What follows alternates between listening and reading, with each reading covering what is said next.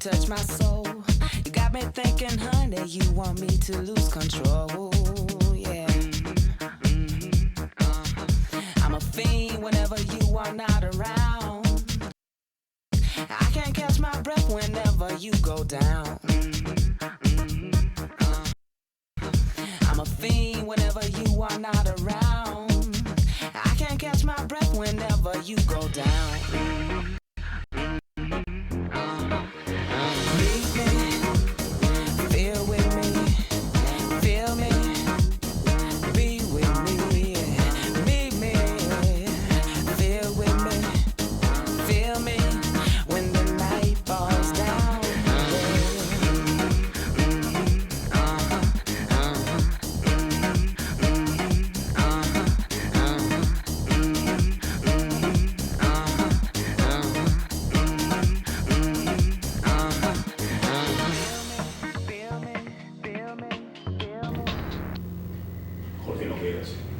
¿Qué tal? ¿Cómo le va? Les saludamos en esta agenda del emprendedor, agradeciendo que usted nos siga en este espacio de astl.tv, donde le traemos las opiniones y los puntos de vista de los grandes especialistas que le permitan acercarse a entender, a reflexionar sobre cuáles son los grandes escenarios de conflicto de la agenda pública de México.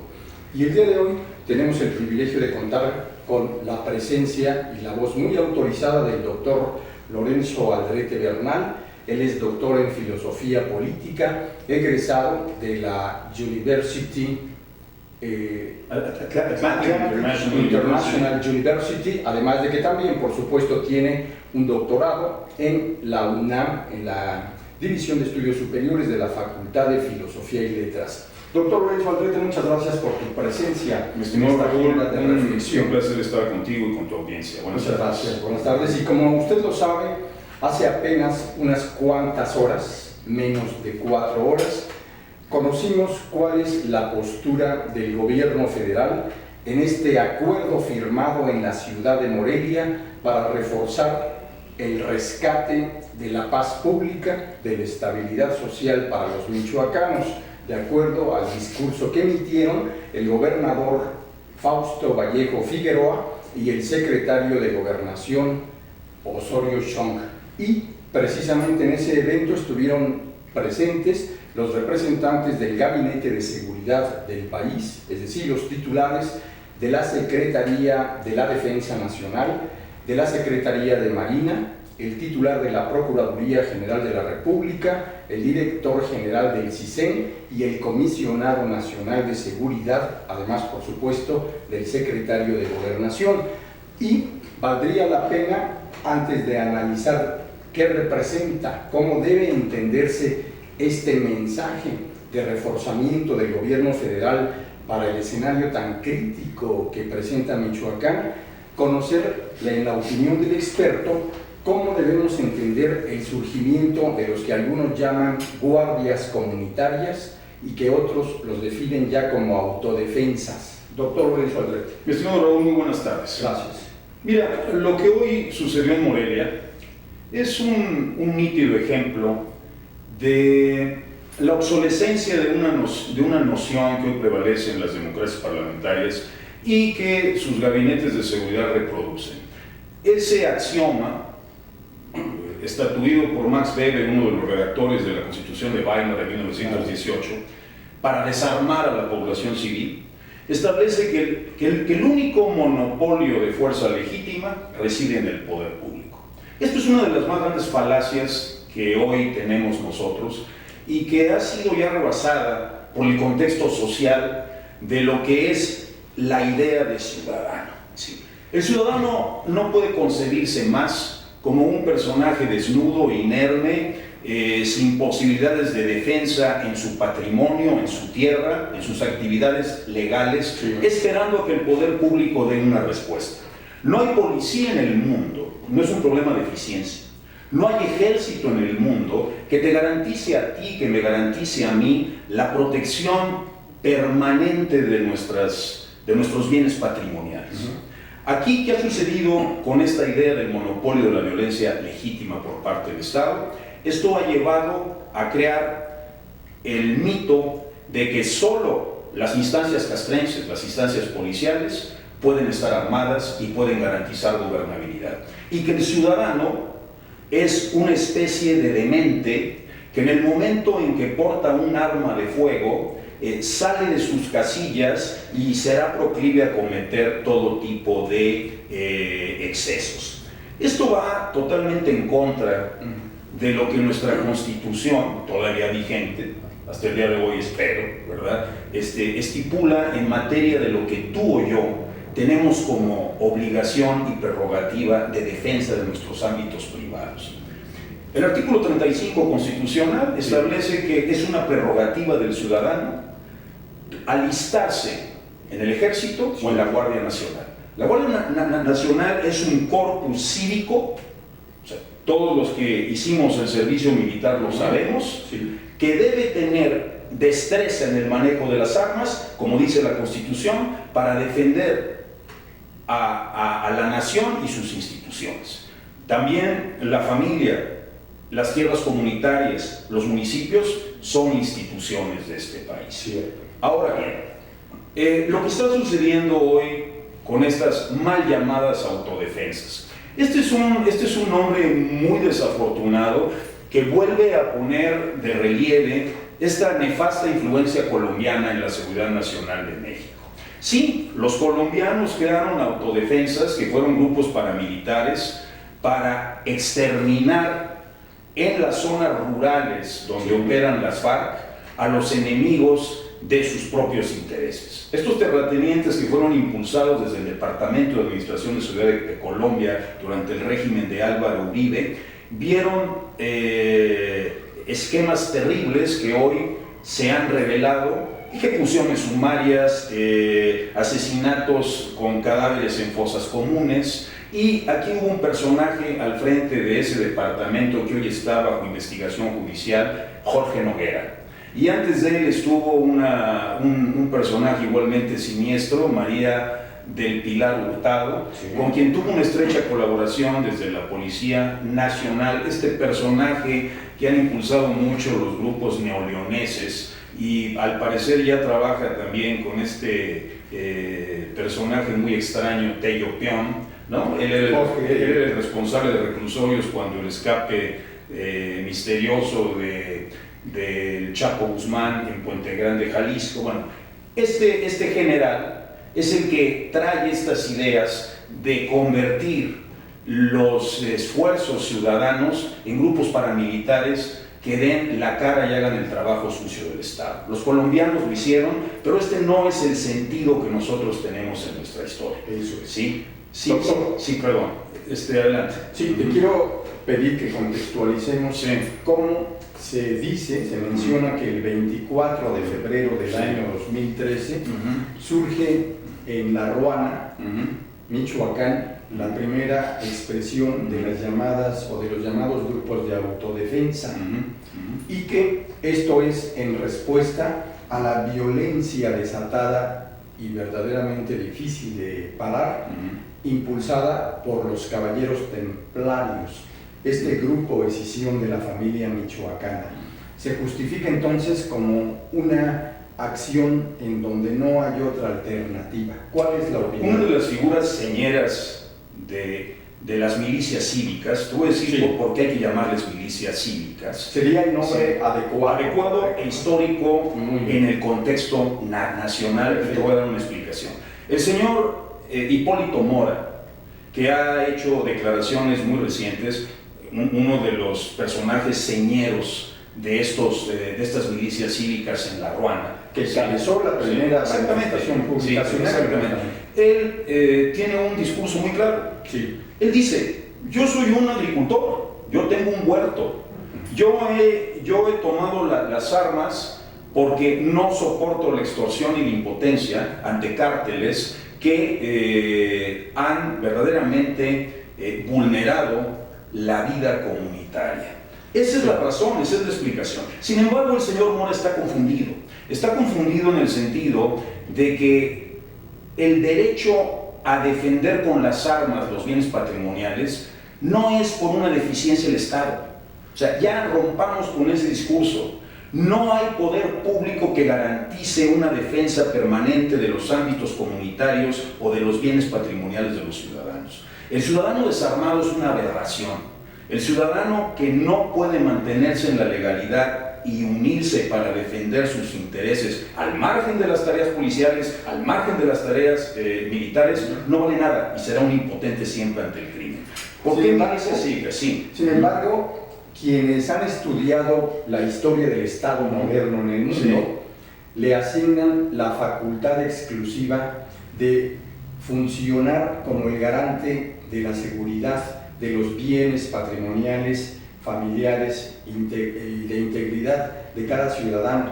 Es decir, se estaría ya hablando del desdibujamiento del Estado histórico. Yo pienso que necesitamos ya otro paradigma. Este paradigma del monopolio de la fuerza legítima por parte del Estado no va a resolver la impotencia.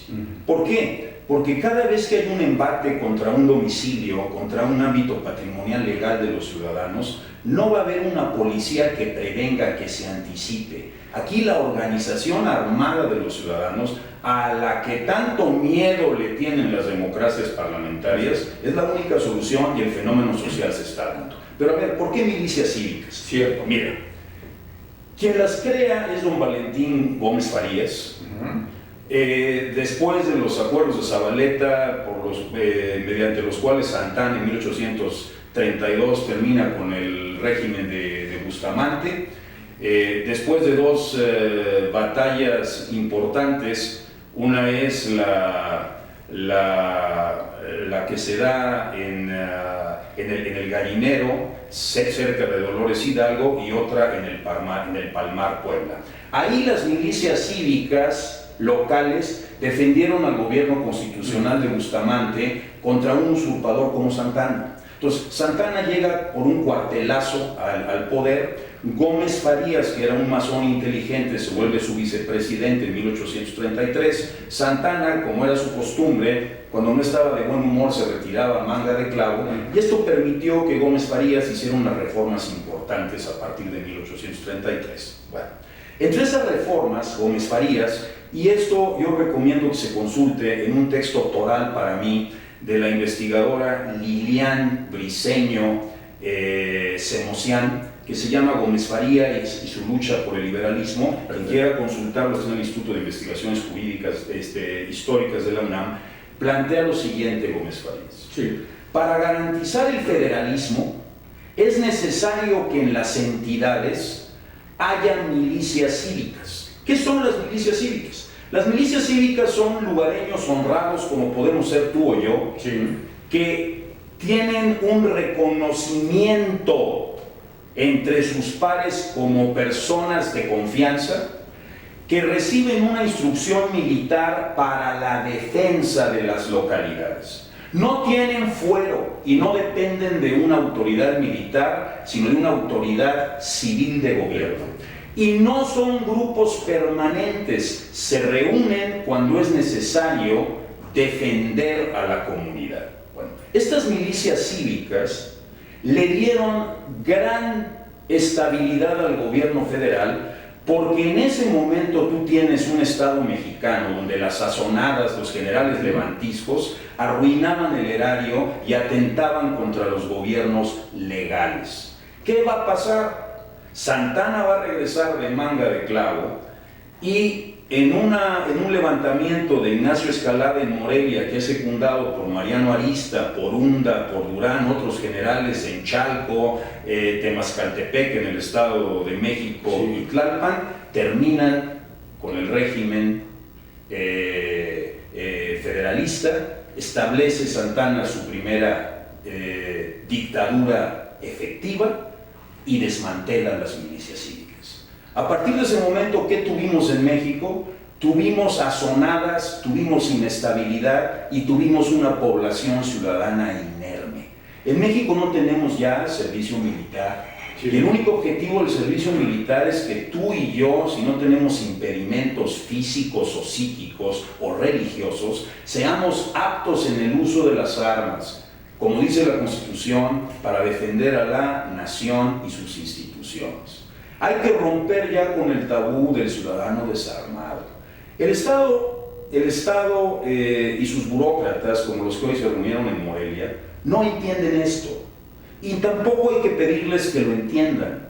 Ellos obedecen a un sistema en el cual, de consumo, con las políticas que siempre prevalecieron en México, impulsadas desde Estados Unidos, donde se veía que la población rural armada podía convertirse en guerrilla, se procedió a desarmar, a despistolizar a la población.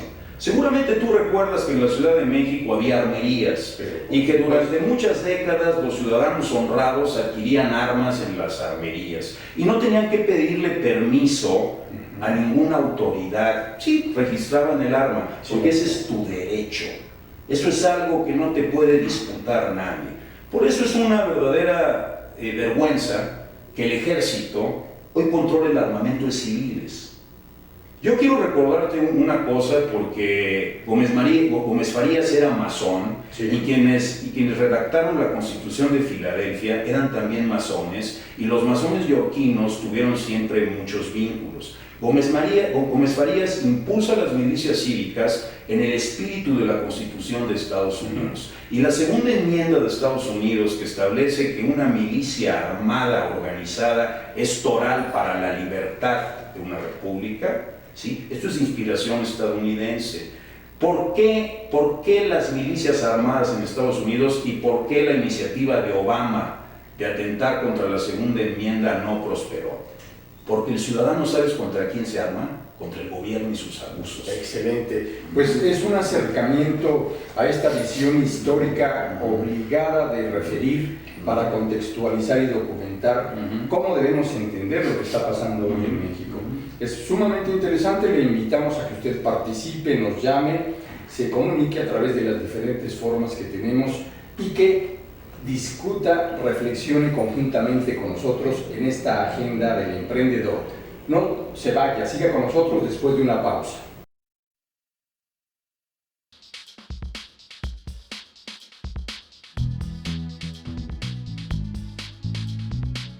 Pisco Grill, sabor de origen. Restaurante de comida peruana. Te espera para disfrutar de una auténtica gastronomía peruana en un ambiente familiar y acogedor. Contamos con terraza para fumadores, salón privado y servicio de ballet parking. Te ofrecemos servicio de catering y la organización de tus eventos familiares y de negocios. No te olvides de probar nuestro pisco sour. Te esperamos.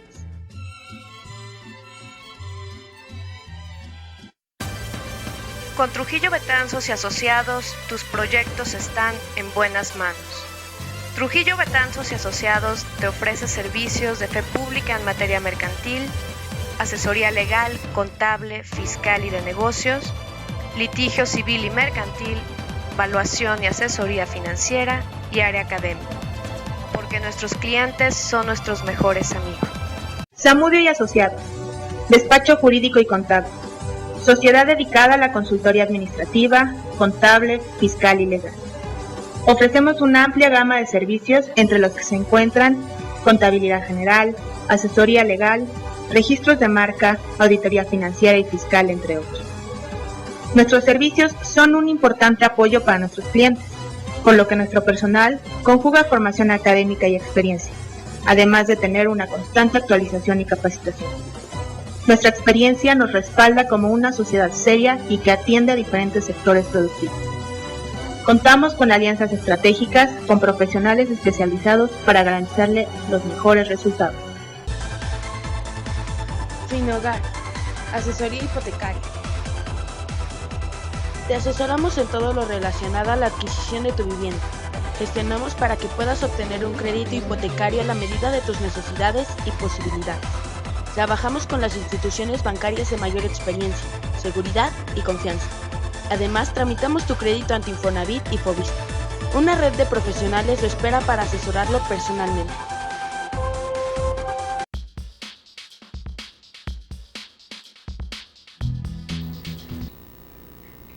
Muchas gracias por continuar con nosotros en este espacio de reflexión que le ofrece la Agenda del Emprendedor. En esta ocasión con el doctor Lorenzo Aldrete Bernal, un experto, un estudioso a fondo de lo que es el contexto de la organización de las diferentes comunidades en nuestro país. Doctor, te quiero preguntar, ¿cuándo es que vuelven a reestructurarse estas expresiones campesinas armadas en la historia reciente del país? Y sobre todo también sería interesante saber si existe algún régimen en la historia de México que haya decidido presionar para que le pongan las armas grupos que surgen sobre todo en las comunidades campesinas. Decía Marx en el 18 Brumario que la historia suele repetirse primero como tragedia y luego como farsa, Así es. ¿no? Lo que hoy expresó el secretario de Gobernación, Osorio Chong, como un exhorto a que estas mal llamadas autodefensas, insisto, es un lenguaje colombiano totalmente ajeno a nosotros y desvirtuador de lo que es en esencia una milicia cívica, pues me recuerda lo que sucede después de la toma de Ciudad Juárez, donde el ejército porfirista es desmantelado. ¿Quiénes toman esa plaza? Que Madero no quería tomar, y solo por las presiones de Pascual Orozco y Villa, pues finalmente se decide la batalla, ¿no? Pues eran milicias rurales, ¿no? Había magonistas, había villistas y había orozquistas. Una vez desmantelado el ejército federal, Madero, este gran símbolo del panismo, ¿verdad? Lo único que hace es pensar que la gobernabilidad depende de una formalidad democrática, de que haya elecciones y competencia política. Pero él es incapaz de ver el trasfondo social del país. El trasfondo social del país era que los grupos campesinos armados estaban reivindicando su derecho a la tierra y a defender su tierra, entre otras cosas los títulos coloniales que les había quitado la ley Lerdo de desamortización de las propiedades de corporaciones civiles que se pusieron en almoneda o subasta pública a partir de 1856. Cierto. Por eso se levanta Zapata. Entonces, ¿qué hace Madero? Madero le encomienda a su operador político, en este caso el símil de Osorio Chong, aunque no era ministro de Gobernación en ese entonces, pero es un personaje que pues pasó a la historia sin mucho relieve, que es Alfredo Robles Domínguez, el hombre de confianza de Madero. Bueno, él va a ser el que exhorte a las milicias rurales que habían vencido al ejército porfirista a que le pongan las armas. Lo mismo que está haciendo hoy Osorio Chong. ¿Qué es lo que hace Zapata? Zapata los manda a paseo, desconoce a Madero y proclama el plan de Ayala. O sea, el plan de Ayala de Zapata es la renuencia de los campesinos cañeros de Morelos a deponer las armas, quedar en la impotencia y no poder reivindicar su derecho a ser propietarios de sus tierras. Carranza, que en ese momento es gobernador de Coahuila, le escribe, y ahí están los textos de Taracena y de Junco, biógrafos de Carranza, ¿no? Le escribe a Madero en un tono perentorio que él no va a desarmar a sus milicias y que él se encargue de gobernar en el ámbito que le compete. Villa tampoco se desarmó, ni nadie se desarmó, y la revolución se hizo para defender la tierra con las armas, y la hicieron campesinos con convicción. No la hizo el ejército, no la hizo la burocracia, Esa es la esencia de la revolución que hoy parece que queda de lado. En el discurso de Hipólito Mora y en el discurso de distintos grupos de milicianos rurales, yo no voy a usar el término autodefensas porque ya te di mi explicación, y no voy a caer en el manido estribillo colombiano del cual yo hoy estoy verdaderamente hasta las narices, ¿verdad? Porque hemos padecido muchas formas de legislación adversas a nosotros. Claro. ¿Cuál ha sido el rol del doctor Mireles en todo este asunto? Bueno, el doctor Mireles es un hombre más de campo. Si él tiene o no nexos con el gobierno federal, pues eso allá él y el gobierno federal, porque en los movimientos sociales hay muchas contradicciones, en los movimientos sociales hay muchas imbricaciones. Seguramente habrá milicias cívicas cuyos parientes estén vinculados a cárteles, pero habrá otros que no. Es decir, no es un fenómeno homogéneo. Lo que tenemos que reconocer es quiénes son los grupos que están defendiendo lo que legítimamente les corresponde, su modo honesto de vivir, cultivando su tierra, cultivando lo que es de sus comunidades y no estando extorsionados ni viendo a sus hijos secuestrados por cárteles para obligarlos a un trabajo casi de forzado, ¿verdad? Entonces, el poder público es soberbio y seguirá siendo soberbio mientras prevalezca este dogma weberiano de que el monopolio del uso legítimo de la fuerza le corresponde al poder público. Este axioma, tú dime a mí si ha solucionado la impotencia cívica. En absoluto la ha solucionado. Y lo que hoy decía Hipólito Mora en una entrevista radiofónica, me ahorro al entrevistador, no vale la pena, ¿no? Pero es muy claro su discurso. Su discurso es: no vamos a sucumbir a la impotencia. Y aquí es un asunto de defender lo que legalmente es de cada quien. Ante grupos que se han querido erigir en sátrapas, domeñando y subyugando a poblaciones enteras. Muy bien, nuevamente Michoacán es centro del enorme escenario de conflicto y de crisis de la seguridad pública en nuestro país, como lo ha sido en diferentes etapas. Recordemos cómo en el momento de transitar hacia el inicio del gobierno de Felipe Calderón en el año 2006, él impulsa su primer gran programa que se convertirá en una especie de programa insignia del calderonismo, este llamado Acuerdo contra la Delincuencia Organizada y el Narcotráfico, que se firma en Morelia, Michoacán, el día 11 de diciembre del año 2006, y que, a pesar de la gran cantidad de recursos que se le asignaron, prácticamente fue totalmente fracasado. El caso es de que ahora, en esta nueva intentona del gobierno federal en conjunto con el gobierno estatal de Michoacán, está demostrándose cómo la entidad michoacana vuelve a ser el centro de la enorme crisis provocada por los grupos criminales, y entre los elementos que ya usted seguramente conoce, que han dado a conocer en la firma de este pacto, se maneja el de que habrá, entre otras cosas, 250 millones de pesos para formalizar o impulsar la profesionalización de agentes del Ministerio Público y de personal dedicado a asuntos del campo de la seguridad. También se habla el de que no se trata de que la llegada de esta nueva estrategia federal vaya a hacer de lado las tareas que los militares y los marinos han venido desarrollando en los últimos 13 meses, sino que se va a venir a reforzar.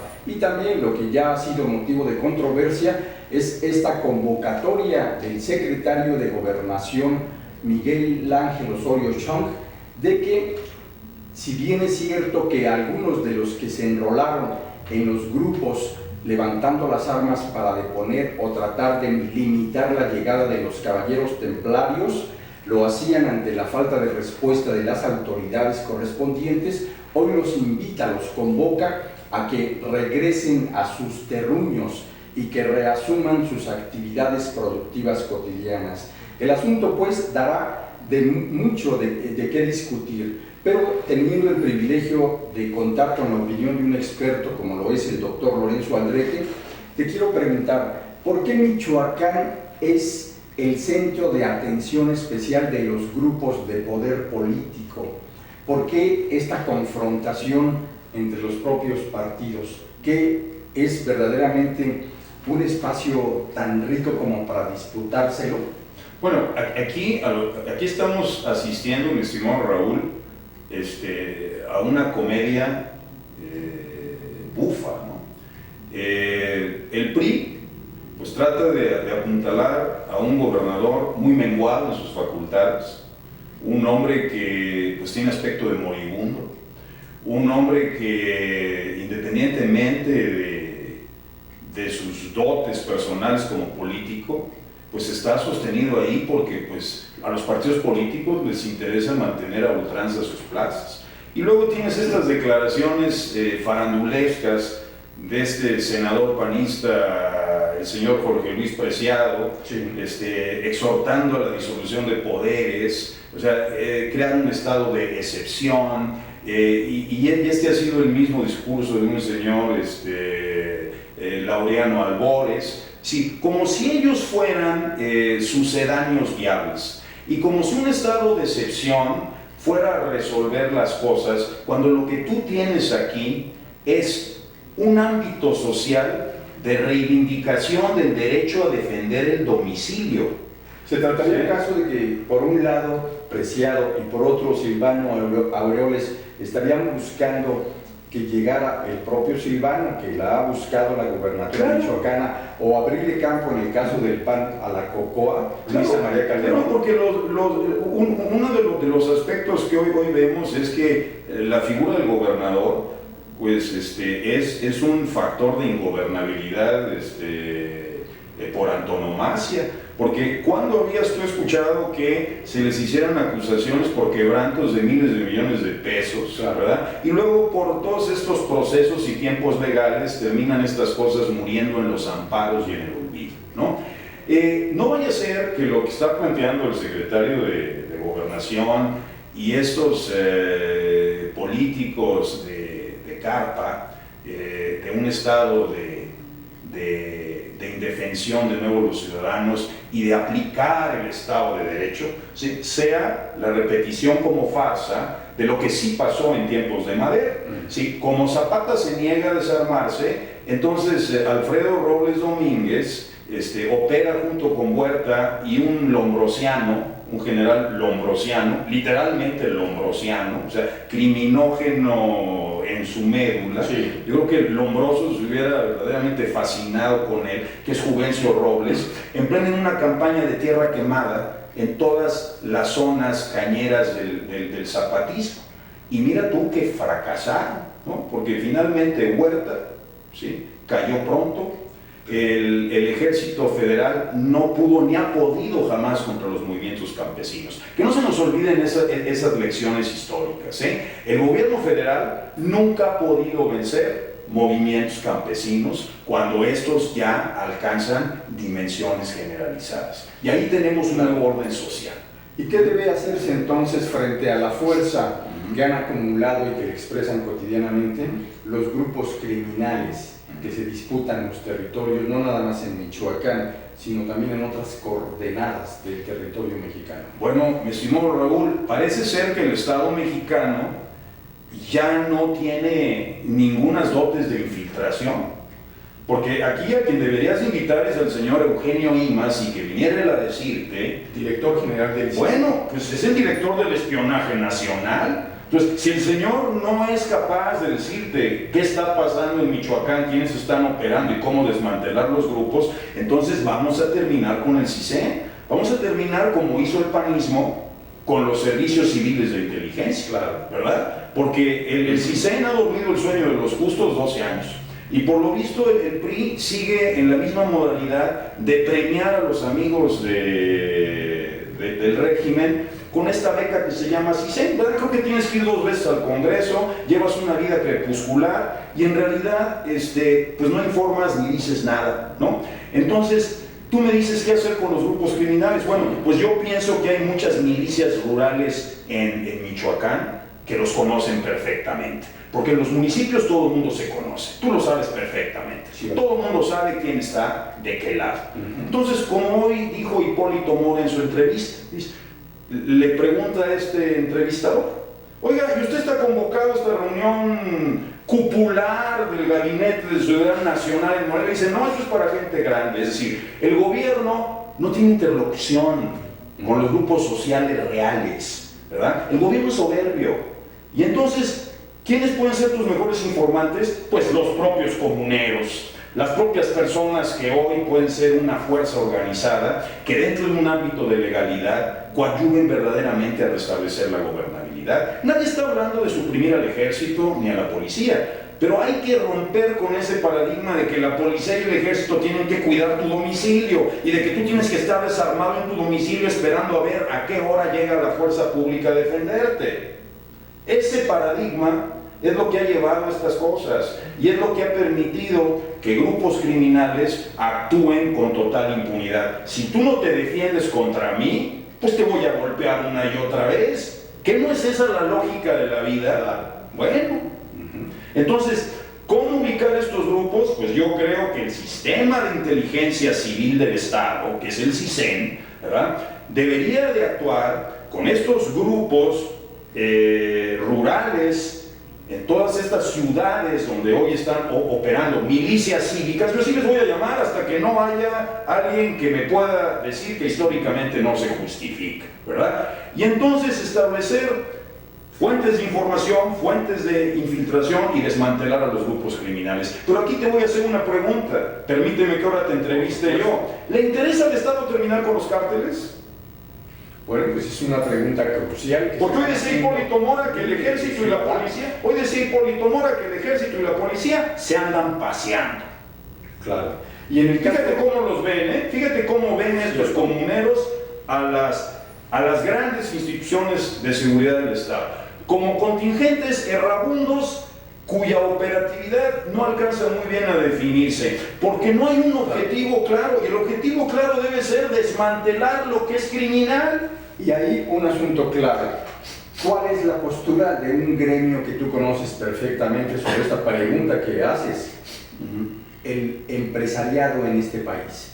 ¿Qué hace? ¿Cómo percibe o cómo interpreta esta situación de extrema crudeza para sus intereses, no nada más en Michoacán? Cosa que tú asumes los riesgos por andarme invitando. Pero vaya, tú eres un experto. No, porque mira, resulta que también los muy acaudalados sí toman sus iniciativas. Y entonces son los grupos, como los grupos de Nuevo León, ¿no?, que traen a esos personajes desprestigiados en su país, ¿verdad? Como Óscar Naranjo Trujillo, y luego los ponen en una especie de cohabitación extraña con estos entes de avaricia y de ineptitud como Tello Peón, ¿verdad? Toda esta camada de Carrillo Lea que sigue por ahí pululando, ¿no?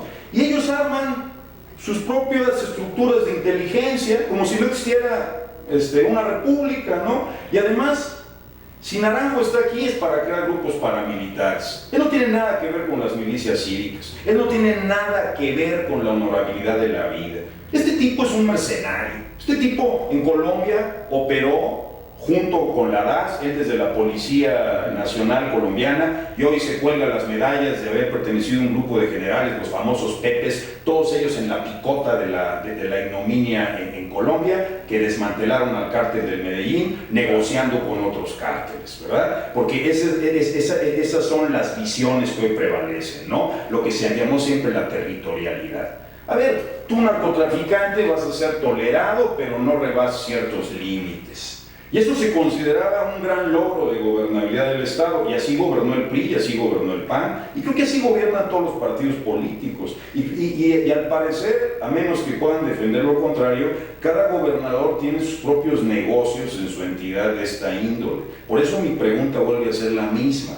Ante la imposibilidad de que el Estado mexicano infiltre, tenga una interlocución real con grupos cívicos armados dentro de la legalidad para desmantelar grupos criminales. Mi pregunta es, ¿le interesa al Estado terminar con los cárteles o son parte de un gran negocio transnacional? Pues es una pregunta sin duda crucial, decíamos. Y justamente en Michoacán en los últimos 20 años han desfilado 9 gobernadores.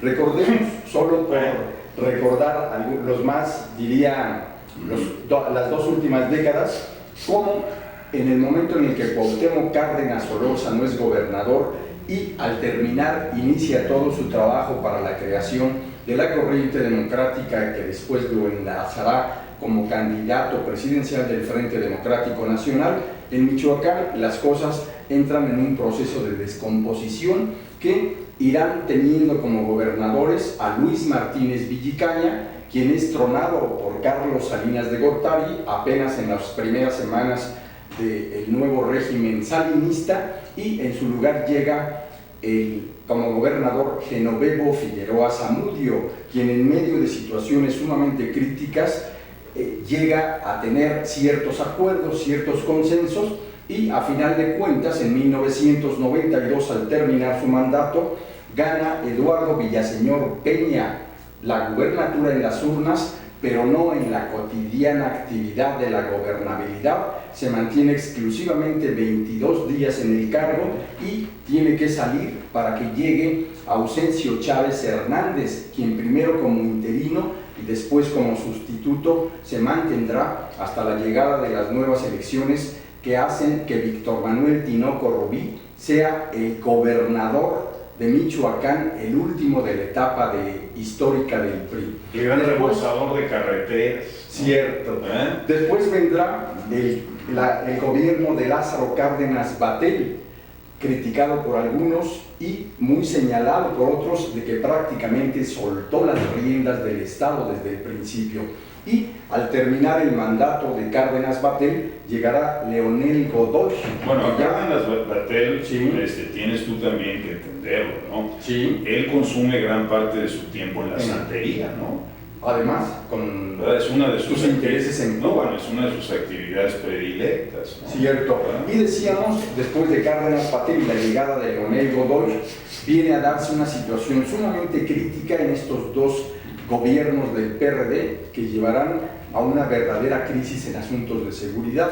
Y luego de ser 4 veces alcalde de Morelia y de tener una verdadera tarea muy experimentada en diferentes tareas partidistas o labores partidistas, Fausto Vallejo Figueroa llega a la gubernatura. El escenario que hoy presentamos, o que hoy se exhibe como muy crítico, nos permitirá entender después de la pausa qué es lo que viene en la agenda 2014 y para adelante al Michoacán de la crisis que hoy enfrenta. Siga con nosotros después de esta pausa.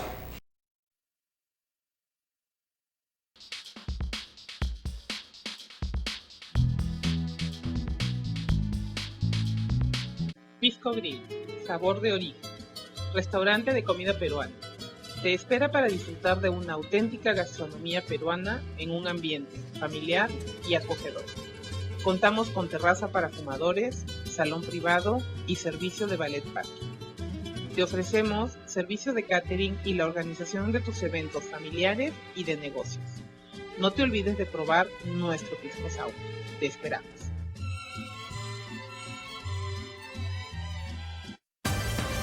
Con Trujillo Betanzos y Asociados, tus proyectos están en buenas manos. Trujillo Betanzos y Asociados te ofrece servicios de fe pública en materia mercantil, asesoría legal, contable, fiscal y de negocios, litigio civil y mercantil, valuación y asesoría financiera y área académica. Porque nuestros clientes son nuestros mejores amigos. Zamudio y Asociados, despacho jurídico y contable. Sociedad dedicada a la consultoría administrativa, contable, fiscal y legal. Ofrecemos una amplia gama de servicios entre los que se encuentran contabilidad general, asesoría legal, registros de marca, auditoría financiera y fiscal, entre otros. Nuestros servicios son un importante apoyo para nuestros clientes, por lo que nuestro personal conjuga formación académica y experiencia, además de tener una constante actualización y capacitación. Nuestra experiencia nos respalda como una sociedad seria y que atiende a diferentes sectores productivos. Contamos con alianzas estratégicas con profesionales especializados para garantizarle los mejores resultados. Finhogar, asesoría hipotecaria. Te asesoramos en todo lo relacionado a la adquisición de tu vivienda. Gestionamos para que puedas obtener un crédito hipotecario a la medida de tus necesidades y posibilidades. Trabajamos con las instituciones bancarias de mayor experiencia, seguridad y confianza. Además, tramitamos tu crédito ante Infonavit y Fovista. Una red de profesionales lo espera para asesorarlo personalmente.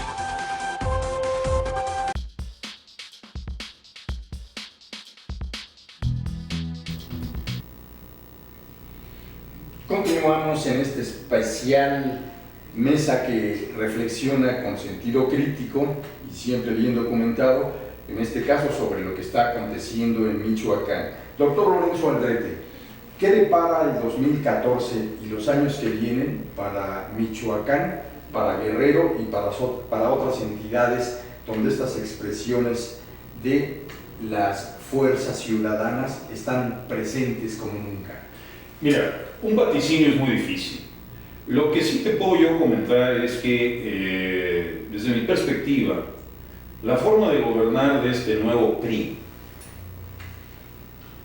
es dejando que las cosas sucedan, administrando las tensiones, administrando las contradicciones sociales, Dejar pasar. mientras esto no afecte los grandes negocios, ¿verdad? O sea, ya hicieron sus llamadas reformas, ¿no? Ya se anunció a la nación todas las bondades que esto va a conllevar. Pues ahora veremos si en este año realmente estas formas de legislación por mayoriteo y por componenda realmente se traducen en esa tierra de promisión de donde manarán la leche y la miel, al decir por los preconizadores de este tipo de disposiciones legislativas, pues ya en vigor, ¿no? O en inminente vigor. Pero yo no veo realmente en el gobierno federal un acercamiento a la savia social que hay en Michoacán, un ímpetu realmente por garantizar gobernabilidad sin quitarle al ciudadano su derecho a la defensa armada de sus ámbitos patrimoniales y personales. Yo creo que el gobierno federal inserto en el mismo discurso de siempre, ¿no? Creyendo que la fuerza pública es una especie de fuente taumatúrgica, ¿no? Que mediante sus obras portentosas, ¿no? Va a cambiarle el rostro a una entidad por el hecho de que unos burócratas encumbrados se reúnan en una comelitona y en una rueda de prensa, ¿no? Y anuncien que va a haber de nuevo, parece que es su término favorito, una novedosa coordinación y coadyuvancia. Esto no va a tener absolutamente ninguna consecuencia de modificación. ¿Qué va a hacer el gobierno federal? Lo que hace el gobierno federal siempre, va a tratar de comprar voluntades, va a tratar de ponerle precio a ciertas cabezas visibles de estas milicias para convertirlas en grupos paramilitares y que hagan el trabajo sucio del Estado. Y seguramente si es que los caballeros templarios son eliminados, poniéndonos en esta hipótesis, pues surgirán otros cárteles directos del poder político, ¿verdad? Porque parece ser que el poder político tiene un enorme problema para identificar a los capataces de la droga, ¿no? Por decirte, el Chapo Guzmán, pues es más invisible que Dios, ¿no? Y cuando el poder público requiere hacer invisible a alguien, pues lo hace invisible, o lo hace tan visible también como sus dotes de taumaturgia se lo permiten. Entonces, el Estado es arrogante, sobre todo las democracias parlamentarias, ¿no? Estas son dictaduras multiplicadas por esporulación, ¿verdad? O sea, en lugar de tener un dictador, tienes a los jefes de partido, a los gobernadores, al mismo gabinete presidencialista de siempre, y entonces estos movimientos de repente campesinos armados, pues inmediatamente se criminalizan, se les vincula con lo más abyecto de la vida, porque para el poder público es inconcebible que estos grupos estén simplemente defendiendo su patrimonio, su tierra y su derecho a una vida honesta. Entonces, yo no espero realmente mucho, respondiendo a tu pregunta, de estas estrategias por demás trilladas del gobierno federal. Y este acto de hoy, con un personaje, pues francamente, de ópera cómica como el señor Mondragón y Cal, también invitado como convidado de piedra, porque pues, yo creo que él ya debiese estar jubilado, ¿no? También por el bien de la nación, ¿no? Pues no van a llevar a nada, mi estimado Raúl, y tiempo al tiempo. ¿Cuál debe ser el papel del poder legislativo frente a esta situación crítica? Pues ya se ha escuchado a los legisladores, ¿no? A los que hemos mencionado, ¿no? Para ellos, el hecho de que los campesinos se defiendan del crimen con las armas, que el campesino siempre ha conservado armas, ¿no? Hay armas de sus abuelos, de sus bisabuelos, ¿verdad? Sí. El campesino tiene pundonor, el campesino tiene honor. O sea, en general son poblaciones generosas, son poblaciones que han sido marginadas, han sido muy golpeadas por el poder público, ¿no? Entonces, ¿el poder legislativo qué hace? Satanizar, estigmatizar. ¿Has escuchado los discursos del señor Beltrones y de todos los que hemos mencionado, ¿no? Me parece que estamos ante fuerzas demoníacas, ¿no? ¿Cómo es que grupos campesinos osan armarse? Y luego vienen estas preguntas casi metafísicas, ¿no? O sea, ¿quién los andará armando? ¿No? Pues a mí qué me importa quién los arme. Puede ser un hombre pudiente de la región, puede ser un hacendado, puede ser un grupo empresarial. Bueno, si no lo sabe el poder público, pues el poder público entonces no sabe nada. Y si no se acerca a un diálogo real con estos fenómenos sociales, pues menos va a saber algo, ¿verdad? Y por lo que hoy vimos, ¿quiénes son los protagonistas de un acuerdo en Morelia? ¿Para qué llaman ellos? Para reprimir la violencia. Es decir, esto, pues mejor manda terapeutas que lleven ciertos calmantes a los municipios, ¿no? Porque parecen reuniones de terapia o de masaje profundo de meninges, ¿no? Estas cosas que hoy se hacen. Y tienes a los mismos burócratas reciclados de siempre, firmando en medio de un bostezo lo que ya sabemos que no es más que un discurso de autistas, los que en teoría ejercen el poder público. Y una pregunta que sin duda se estarán haciendo muchos de quienes nos siguen en esta agenda del emprendedor. ¿Y Servando Gómez la tuta?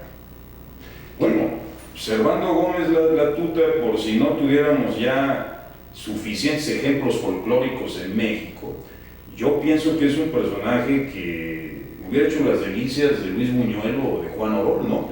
Porque siendo un criminal, él, desde mensajes radiofónicos, él exhorta un pacto nacional. Él habla de que, bueno, pues, fenómeno de la droga ahí está, ¿no? Y el fenómeno de la droga y su trasiego, pues es algo que tiene operando décadas. Y pues a él le tocó administrarlo por azares de la vida, pero en medio de eso, él está invitando a la honorabilidad, ¿no? Él incluso te dice que respeta al ejército, respeta a la policía, pero que hay ciertas formas que deben cuidarse y que hay agresiones que no pueden tolerarse. Yo creo que esto es parte de nuestra mexicanidad, ¿no? Es decir, por eso cuando vino aquí André Breton en una ocasión, ¿verdad? Y le pidió a un carpintero en el centro, ¿verdad?, que le hiciera una mesa que él dibujó en escorzo, en un papel.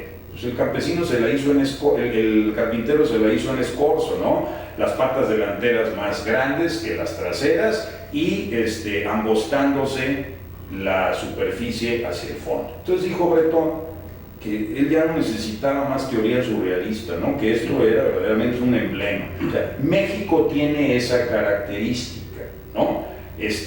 Como no se resuelven las cosas, entonces surgen estos personajes como la Tuta, ¿no? Que se vuelven criminales aleccionadores y terminan comunicándole a la nación un mensaje moral, un mensaje casi navideño o de año nuevo, ¿no? de compartir todos, ¿no? una cierta espiritualidad y no agredirnos tanto. Que cuando dio ese mensaje convocatoria en entrevista radiofónica que mencionas, la respuesta del entonces secretario de Gobernación del gobierno federal panista fue, que era por cierto Gómez Montt, Fernando Gómez Montt, fue vengan, los estamos esperando. Bueno, el señor Fernando Gómez Montt sí verdaderamente podría sustituir a Armando Calvo en el Tenorio, ¿no? Porque esto de pensar que en una especie de explanada, como pensaba Pinochet, sí iba a dar el Armagedón, ¿no? Es decir, iban a llegar, ¿verdad?, las huestes del gobierno federal, o sea, del bien con mayúscula, y ahí en esa explanada casi bíblica, ¿no?, se iban a enfrentar a los criminales. Como cuando tú estabas en la secundaria, ¿no?, y pues nos vamos a trompear este grupo y el tuyo en el parque, ¿no?, y aquí los estamos esperando. Bueno, eso te da una idea de lo que vuelvo a repetirte, ¿no?, lo que decía Marx en el 18 Brumario, ¿no?, hay personajes que vuelven en la historia como farsa, y el señor, pues, Gómez Montt, pues es un personaje de pastorela. Y por último, ¿cuál es la responsabilidad histórica en toda esta escena de crisis de un michoacano, Felipe Calderón Hinojosa? Bueno, Felipe Calderón Hinojosa tiene ese grave defecto que Marañón, este médico español, analizó también en el caso de Tiberio, el resentimiento. ¿Cómo él no pudo ganar en Michoacán la gubernatura? Pues castigó a Patzingán, ¿no? O sea, entonces ya siendo presidente, ¿no?, te mando una fuerza pública aparatosa que hoy sabemos cometió muchas tropelías, ¿no? Porque hubo ahí allanamientos de morada, hubo desapariciones, y no lo está diciendo Lorenzo Aldrete, lo están diciendo organismos no gubernamentales que luego reconstruyeron los hechos en sitio, entrevistaron a lugareños, etc. O sea, Felipe Calderón es un resentido. Felipe Calderón es un individuo a juzgar por quienes lo conocen bien, para qué los mencionamos aquí, que alguna vez nos lo han comentado, no olvida lo que para él es un agravio. Entonces, haber perdido la gubernatura en Michoacán, pues para él fue imperdonable y castigó a los michoacanos, pues con García Luna y todos esos personajes tan prominentes en la seguridad panista del Estado, ¿verdad? Pues muchas gracias, doctor Lorenzo Aldrete. Ha sido sumamente interesante escuchar estas reflexiones muy duras, pero sustentadas siempre en el estudio y conocimiento que tienes después de mucho tiempo de estar dedicado al análisis. No me invites muy a menudo, Raúl, gracias. ¿Sí? Para evitar herir susceptibilidades. Ya ves cómo son los políticos, ¿verdad? El ejercicio periodístico lo permite. Quieren además que se les admire, ¿no? Parece que es parte del paquete. Son insufribles, pero exigen que se les admire. Es parte de la función de los políticos y la nuestra como periodistas es llevar la opinión de los expertos. Muchas gracias, Raúl, un placer y un saludo respetuoso a tu audiencia. Muchas gracias también a usted que nos sigue y le invitamos a continuar en astele.tv con la barra de programación que sin duda le seguirá interesando. Hasta la próxima emisión y muchas gracias también a nuestro profesional equipo de producción. Gracias.